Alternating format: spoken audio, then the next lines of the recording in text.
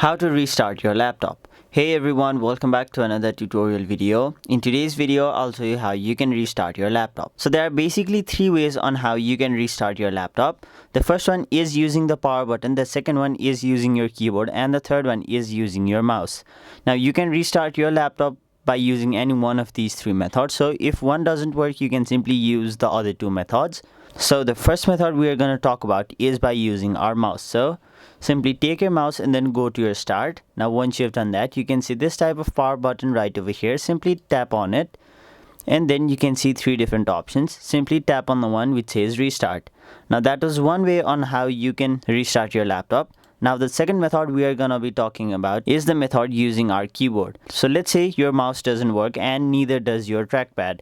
So what you'll have to do to restart your laptop is simply tap on the option Alt F4 and then this type of page will appear where you'll have to simply tap on the down arrow and then keep tapping the down arrow until you see the option restart. Now once it says restart, all you have to do is simply tap on the option enter and then your laptop will restart. Now finally, the third option on how you can restart your laptop is using the power button. So simply tap on the power button and then your laptop will be automatically turned off.